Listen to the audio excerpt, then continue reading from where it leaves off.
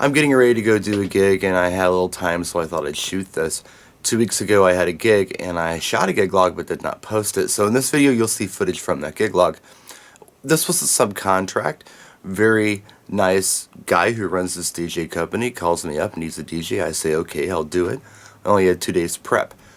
And usually I make my own paperwork. I don't rely on anything that an agency or another DJ company, creates as their paperwork. I like to talk to the client and make notes and do it that way. But I was really short on time, so I went ahead and went with whatever notes showed up on the online form they filled out from this DJ's website. And they had asked for a few songs specifically. I had them. And then they also had a request list that was quite long. And when I talked to the client on the phone, I said, I know you have a long request list. I'll do my best with it. She said, okay, and kind of laughed like no big deal. But it turns out she expected all of those songs to be played. I essentially had a 78-song must playlist. I couldn't play 78 songs throughout the evening. I didn't have every single song. About half of them were, stuff you'd play at a wedding. The other half were kind of obscure, kind of almost like her and her college pals' private songs. Now, there were only 80 people at this party. This was a multi-room venue, so I had a game room and a bar I had to contend with, so I didn't have a lot of people in the room for dancing, and I couldn't take any liberties at all.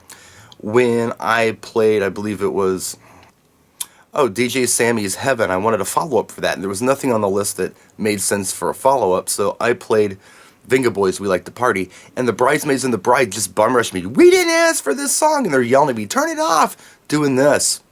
But, the question I'm asking is, why is it like this? And I believe it's the iPod generation. Everyone is used to making their own playlists and taking their favorite songs and listening to them by themselves or in a small room with other people or in their car or whatever. They're not used to listening to music in a group anymore. And I think this is kind of where it's going with even clubs and things. People aren't used to hearing things that they're not familiar with. They don't want to hear them. They don't like them. They didn't ask for them. They're not on their iPod favorite songs list.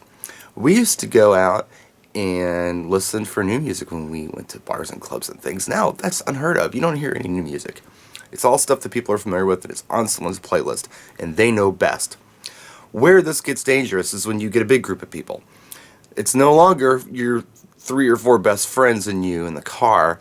It's 80 people in this case, or tonight 280 people. You can't do it.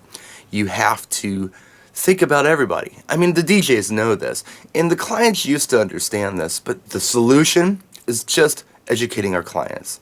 That's all we can do, is try to get through to them that we want your party to be successful. It's not about what I want to play.